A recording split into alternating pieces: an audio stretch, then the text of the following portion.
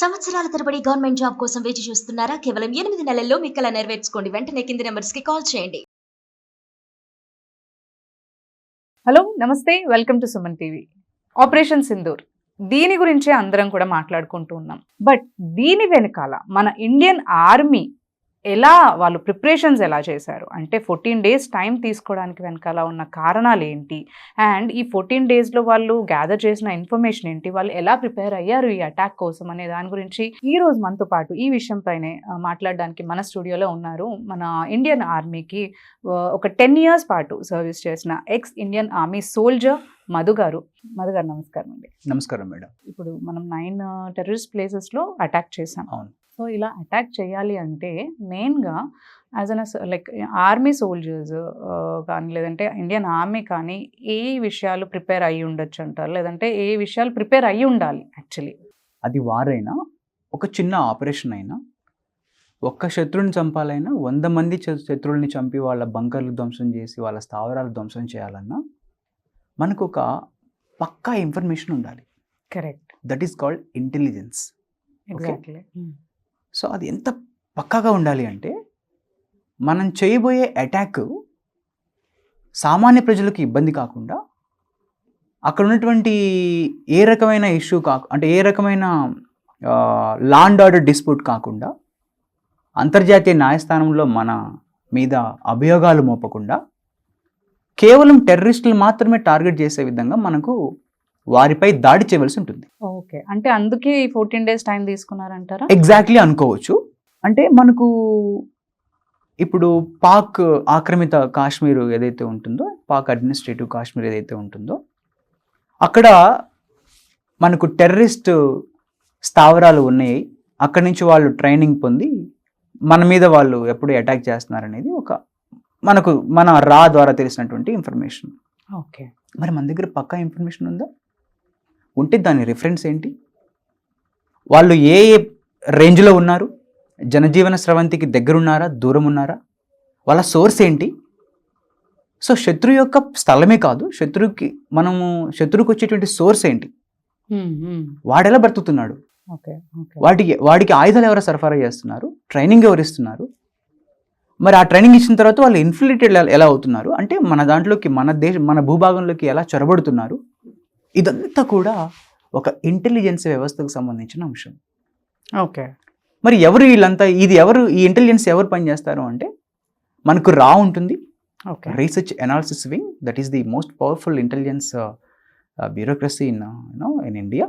Okay, and దాంతోపాటు IB intelligence bureau ఉంటుంది, Indian army intelligence team ఉంటుంది, okay, local police intelligence team ఉంటుంది. ఈ ఇంటెలిజెన్స్ టీం అందరూ కూడా మనము ఎలా చెప్పాలి అంటే అది మనమే వాళ్ళకు ఇంకా పచ్చిగా చెప్పాలి అంటే అక్కడున్న స్థానికులకి మనం ఏదైనా ఎర చూపించి అక్కడున్న విషయాలని మనము వాళ్ళ ద్వారా తెలుసుకుంటూ ఉంటాం. ఓకే, ఇది యాక్చువల్గా జెన్యున్గా జరిగేది. మనం అదొకటైతే మన ఆఫీసర్లు, మన బ్యూరోక్రసీ సభ్యులు కూడా అక్కడికి వెళ్ళి మారువేషంలో వెళ్ళి కొన్ని సంవత్సరాల తరబడి అక్కడే ఉంటూ అక్కడ ఉన్నటువంటి సమాచారాన్ని వాళ్ళలో కలిసిపోయి అక్కడ ఉన్న సమాచారాన్ని మనకు చేరవేస్తుంటారు ప్రాణాలకు తెగించి. ఇదంతా ఒక బ్రేవరీ,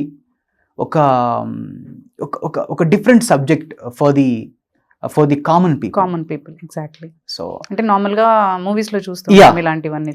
ఇంచుమించు అలాగే ఉంటుంది. సో ఇంత పటిష్టమైన ఇన్ఫర్మేషన్ మనకు వస్తేనే ఆ పకడ్బందీ హమలా ఏదైతే ఉంటుందో అది మనం చేయగలుగుతాం. అందుకోసమని టైం తీసుకున్నారు అని నేను అనుకుంటున్నాను. అట్ ద సేమ్ టైం ఏంటంటే ఈ గ్యాప్లో కొంత వాళ్ళ మీద ఆర్థిక పరమైనటువంటి వార్ చేసాం మనం. కొన్ని ట్యాక్స్లు అవి కొన్ని పెంచడము, కొన్ని ఎక్స్పోర్ట్ ఆపేయడం, నదీ మార్గాలు వాళ్ళకు, నదీ నీళ్ళని వాళ్ళకు మనం సింధు నది జలాలని మనం కట్ చేయడం జరిగింది. కొన్ని ఒప్పందాలు రద్దు చేసుకున్నాం. అంటే ఇదొక రకమైనటువంటి వే. బట్ అల్టిమేట్గా మీరు అడిగిన దానికైతే ఒక పటిష్టమైన బలమైన ఇంటెలిజెన్స్ వ్యవస్థ లేకుండా ఏ దేశంలో కూడా ఆ దేశం సుఖంగా ప్రశాంతంగా ఉండలేదు. సో ఇప్పుడు ఈ 14 days టైం తీసుకున్నదే ప్రాపర్ అంటే కరెక్ట్ అంటారా? అంటే ఈ టైం తీసుకుని చేయడమే అప్రోప్రియేట్ అంటారా యాక్చువల్లీ? ఒక జవాన్గా నాకున్న అవగాహన బేస్ చేసుకొని సామాన్య ప్రజలకు ప్రాణ నష్టం కలగకుండా ఆపరేషన్ చేయాలి అనుకున్నటువంటి ఒక ఆదర్శ మార్గమైనటువంటి అంశం ఇది. అంటే మనకు సామాన్య ప్రజలతో ఎలాంటి ఇబ్బంది లేదు, భారతదేశ ప్రజలకు పాకిస్తాన్ ప్రజలతో ఎలాంటి ఇబ్బంది లేదు. అక్కడ ఉన్నటువంటి స్థానిక గవర్నమెంట్ ఆ టెర్రరిస్టుల్ని పెంచి పోషించి మన మీదకి తోలుతుంది. కాబట్టి ఎవరైతే సపోర్ట్ చేశారో వాళ్ళని మనం ఆర్థికంగా కట్ చేశాము, ఎవరైతే పార్టిసిపేట్ చేస్తున్నారో వాళ్ళని మనం బాంబింగ్ ద్వారా వాళ్ళని కట్ చేయాలనేటువంటిది ఈ ప్లాన్. It's good. బట్ ఇంకా బెటర్గా మన ఇంటెలిజెన్స్ ఇంకా టూ పాస్ట్ ఉండి మన మీద ఎప్పుడైతే హమ్లా జరిగిందో April 22 I think right, April 22 రోజు మన మీద ఎప్పుడైతే హమ్లా జరిగిందో ఆ 24 to 48 అవర్స్లో వాళ్ళని మనం వేసి ఉంటే రిజల్ట్ ఇంకొంచెం బాగుండేది. ఎందుకంటే ఈ గ్యాప్లో వాళ్ళు చదువుకుంటారు.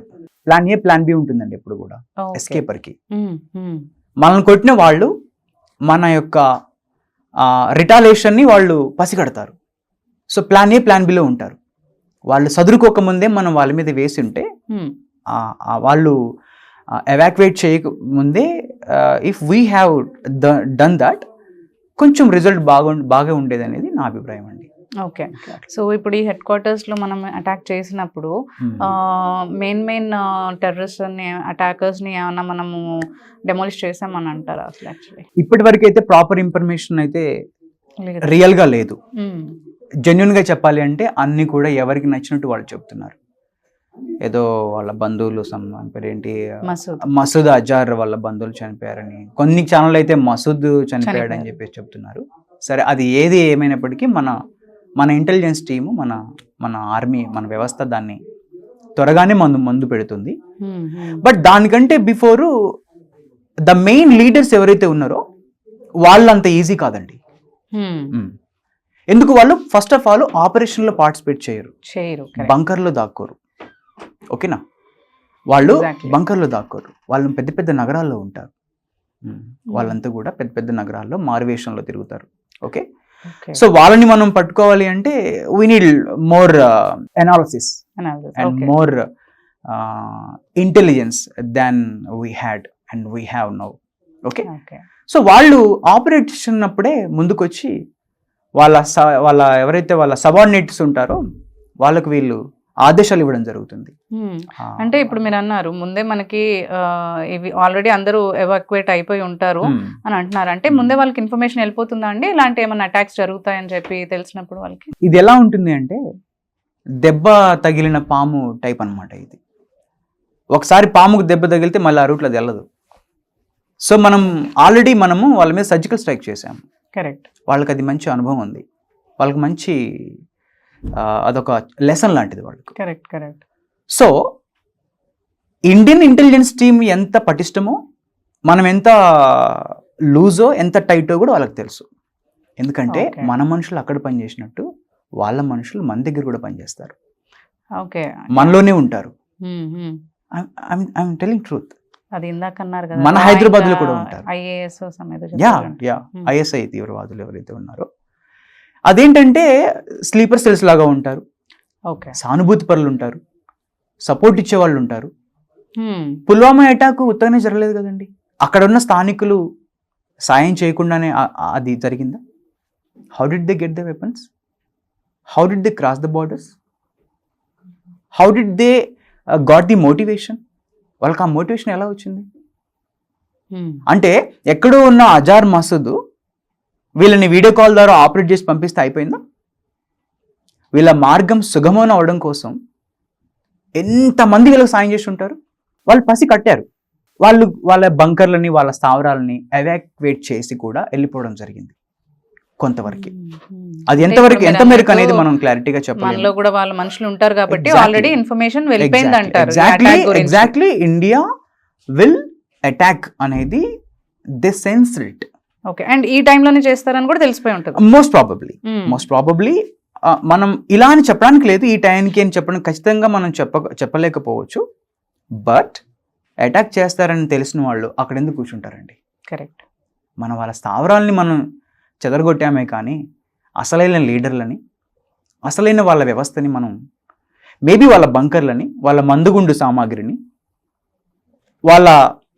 వాళ్ళు ఆక్యుపై చేసుకున్నటువంటి ఆ ప్రాంతాన్ని మనం బాంబ్స్తో డిస్ట్రాయ్ చేసి ఉంటామేమో, కానీ అసలు సిసలైన లీడర్లని కొంచెం కష్టం అండి. కష్టం అంటారు. నేను మీకు చెప్పినట్టు ఆపరేషన్లో ఎప్పుడు కూడా లీడర్ అంటే వాడు ముందుండడు, వాళ్ళంతా కూడా వెనక ఉండి వాళ్ళ భావాజాలాన్ని నడిపిస్తుంటారు. సో దట్స్ వెరీ ఇంపార్టెంట్, అక్కడ మనం తెలుసుకోవాల్సింది.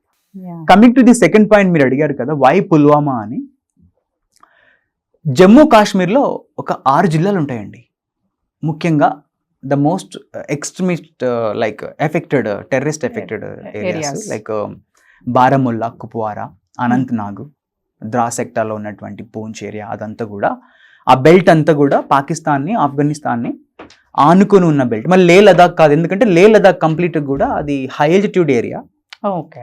అండ్ అక్కడికి ఇన్ఫ్లేట్ అవ్వడానికి కూడా వాళ్ళకి ఏమీ లేదు. అంటే వాళ్ళ ఆ నుంచి మళ్ళీ కిందికి ట్రావెల్ చేసేలో మనల్ని కొట్టేస్తారు. చాలా పెద్ద భూభాగం అది, ఫెసిలిటీస్ లేని భూభాగం అది. సో అటు పోలేరు వాళ్ళు. వాళ్ళకి ఫెసిలిటీస్ ఉంది. కాశ్మీరీ అనే తెగ ఉన్నది కూడా మీకు శ్రీనగర్కి పైన ఎక్కువ ఉంటారు. శ్రీనగర్కి పైన, మనం మీరు జమ్మూ నుంచి మనం ఉధంపూర్ నుంచి కానీ మనం వెళ్తే శ్రీనగర్కి పై భాగాల్లో ఎక్కువ మనకు కాశ్మీరీస్ ఉంటారు, కింద భాగాల్లో హిందూస్ ఉంటారు. ఓకే. సో యాక్చువల్గా పుల్వామా అనేది ఒక 10 ఏళ్ల క్రితం, నేను 2007, 8, 9 ఆ టైంలో అక్కడ ఉన్నప్పుడు, నేను రాష్ట్రీయ రైఫిల్స్లో పనిచేసినప్పుడు అనంతనాగ్లో నేను పనిచేశాను. 6 రాష్ట్రీయ రైఫిల్స్. ప్రతి రెజిమెంట్కి ఒక జ్యుడిక్షన్ ఉంటుందండి. లైక్ ఇక్కడ స్థానికంగా పోలీస్ స్టేషన్స్కి ఎట్లా జ్యుడిక్షన్ పరిధి ఉంటుందో, ప్రతి రెజిమెంట్కి ఒక జ్యుడిక్షన్ ఉంటుంది. మా జ్యుడిక్షన్ పరిధిలో మేము చూసింది ఏంది అంటే, అప్పుడప్పుడే జమ్మూ, ఇటు మన పుల్వామా ఏరియా, వైష్ణోదేవి వెళ్ళే ఏరియా అప్పుడప్పుడే కొంచెం అటు తగ్గుతూ, అంటే అటు టెర్రరిస్టులు పోవడం తగ్గించారు. ఎందుకంటే టైట్ చేసాం అనమాట. ఎందుకు, దానికంటే కొంచెం కింద దిగితే ఏరియా ఎవరిది మళ్ళీ మందే. సో వాళ్ళకి అది అనువైన ఏరియా కాదు. మీరు ఇక్కడ అర్థం చేసుకోవాలి. ఎంటర్ అయ్యారంటే ఇంకా మన కంట్రోల్లో ఉన్నారు. సో ఈసారి వాళ్ళని తెలివిగా ఏం చేశారు అంటే, అసలు టైట్ ఉన్న చోట మనం కొట్టకూడదు, ఇక్కడ ఎక్కువ మంది గస్తీలు కాపులాలు కాస్తున్నారు, ఈసారి మనం అక్కడ ప్లాన్ చేద్దాం అని చెప్పేసి వాళ్ళు పుల్వామాని ఎంచుకున్నారు. The very tourist place. అది వాస్తవానికి మనం కరెక్ట్గా అబ్జర్వ్ చేస్తే వాళ్ళు వచ్చి అటాక్ చేశారు, కానీ ఒక్కసారి మనం ఊహించుకుంటే వాళ్ళ ఐఈడి బ్లాస్ట్ కానీ, గ్రానైట్స్ కానీ, ఇంకేదైనా మానవ బాంబుల రూపంలో వచ్చి ఉండి వాళ్ళు చేసి ఉంటే అది చాలా పెద్దగా జరిగేదండి. మన సెక్యూరిటీ ఫోర్స్ ఏమనుకుంటుంది, మన ఇంటెలిజెన్స్ వ్యవస్థ అక్కడ ఏమనుకుంటుంది అంటే, this is a peace area, మనం దాన్ని సస్పెక్ట్ చేయము. అంతే కదండి. సో అలా సస్పెక్ట్ చేయని ప్లేస్ని వాడు టార్గెట్ చేసి రెకీ చేసి అక్కడ ఉన్నటువంటి స్థానిక మనుషుల యొక్క హెల్ప్ తీసుకొని మన భారతీయుల మీద, టూరిస్టుల మీద అటాక్ చేయడం జరిగిందండి. దానికి అది మెయిన్ రీజన్, వాళ్ళు అలా ఎంచుకోవడానికి రీజన్ అది.